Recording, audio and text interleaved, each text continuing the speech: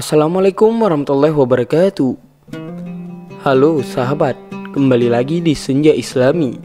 Pada masa Nabi ada beberapa sahabat yang secara terang-terangan melawan sabda Nabi Muhammad SAW. Namun Rasulullah SAW tidak memaksakan pendapat itu kepada mereka dan tidak pula menghukum mereka. Pada suatu hari Nabi Muhammad SAW bersama Anas bin Malik berjalan berkeliling kota Madinah, mengamati penduduk Madinah yang sedang menjalani kesehariannya. Di tengah kebun terdapat beberapa orang yang sedang mengawinkan kurmanya. Hal itu lumrah yang dilakukan oleh masyarakat Madinah pada saat itu sebelum bulan panen tiba. Rasulullah SAW yang melihat hal itu memberi saran kepada para petani kurma. Rasul berpendapat bahwa hal seperti itu sebaiknya tidak perlu dilakukan karena Rasulullah SAW mengira bahwa hal itu tidak berdampak. Para petani pun mengikuti saran Rasul. Mereka tidak melanjutkan hal penting yang selalu mereka lakukan sebelumnya. Ketaatan kepada Rasulullah mengalahkan segalanya. Hari demi hari pun berlalu. Rasulullah bersama sahabat Anas kembali mengunjungi kebun kurma tersebut. Keduanya mendapati para petani yang sedang lesu. Kebun kurma yang biasanya berbuah bagus kini tidak seperti sebelumnya. Rasulullah menanyakan masalahnya. Para petani itu pun bercerita bahwa hasil kurmanya jelek setelah mengikuti saran sang Nabi. Mendengar cerita itu, Rasulullah pun bersabda, "Kalian lebih mengerti urusan duniawi kalian." Dari pernyataan Rasulullah SAW ini, para ulama pun menyimpulkan bahwa tidak semua hadis yang Rasulullah SAW bisa ikuti. Bahkan dalam hadis di atas, Rasulullah secara langsung menunjukkan bahwa hal-hal yang terkait perkara duniawi bukan agama, yang lebih diketahui oleh manusia itu sendiri, maka diserahkan oleh orang itu sendiri. Imam An-Nawawi dalam syarah Sahih Muslim menjelaskan, yang dimaksud perkara duniawi adalah kebaikan dari hal-hal yang berkaitan dengan agama dan wahyu. Beberapa sahabat juga dikisahkan pernah beberapa kali tidak sependapat dengan Rasulullah SAW, khususnya jika berkaitan dengan keputusan Rasul yang tidak bersumber daripada wahyu Allah. Quraisy Shihab dalam sebuah pengantar edisi terjemahan buku Muhammad Al-Ghazali yang berjudul As-Sunnah An-Nabawiyah Baina Ahlil Fiqih wal Hadis menyebutkan 3 kisah masa sahabat yang pernah berselisih pendapat dengan Rasulullah SAW. Walaupun berselisih pendapat, bukan berarti mereka membangkang atau membantah sabda Rasulullah SAW.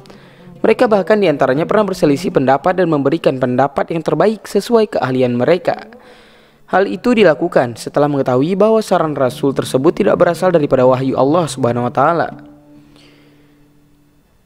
Berikut adalah 3 kisah sahabat Nabi yang dianggap melawan Rasulullah SAW. Yang pertama adalah para pedagang pasar yang pernah menolak saran Nabi untuk membebaskan hutang ayah Jabir bin Abdullah. Yang kedua adalah Buraidah menolak saran Nabi untuk tidak bercerai dari suaminya. Yang ketiga adalah Khubab bin Al-Munzir yang menolak saran Nabi saat perang. Saya akan menceritakan kisah per kisah. Berikut adalah kisah yang pertama.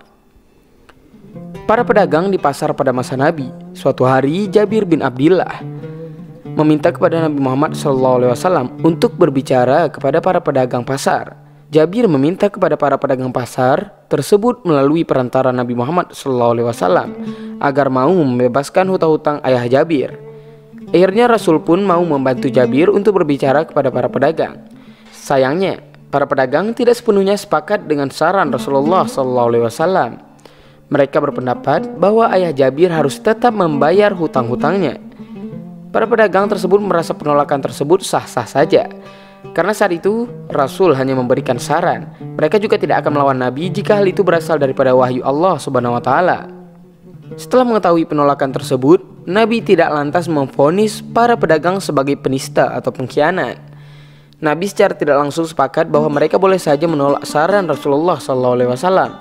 Hal seperti ini diperjelas bahwa yang bisa disangkal atau berbeda pendapat adalah yang bukan berasal daripada wahyu Allah Subhanahu wa Ta'ala. Kedua, kisah Buraidah. Sebagai pasangan berkeluarga, saat ada sebuah masalah, Rasul pasti akan menasihati agar tidak retak dan terjadi perceraian. Dalam kasus Buraidah ini, Rasul menasihatinya agar tidak bercerai dengan suaminya. Sayangnya, Buraidah tetap ingin bercerai dengan suaminya. Rasul pun tidak memaksakan kehendaknya, karena dalam menjalani kehidupan, hanya Buraidah lah yang tahu dengan suaminya. Yang ketiga adalah kisah Khabbab bin Al-Munzir. Ia adalah seorang penemu taktik saat perang Badar. Saat itu Rasul menyarankan agar para pasukan Badar berhenti di suatu tempat.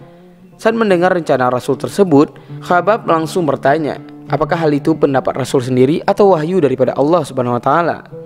Rasul pun menyebut bahwa hal itu adalah pendapatnya pribadi. Mendengar hal itu, Khabbab langsung mengusulkan sebuah taktik yang akhirnya dapat membawa pasukan Badar meraih kemenangan.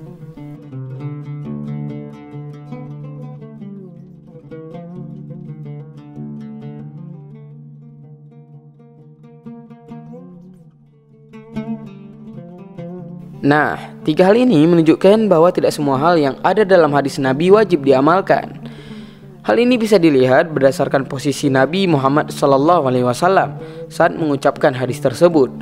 Oleh karena itu, para ulama seperti Al-Qarafi membagi kategori posisi Nabi Muhammad menjadi 5, yaitu sebagai Rasul, sebagai Mufti, sebagai Hakim, dan sebagai pemimpin masyarakat tertentu, juga sebagai diri pribadi.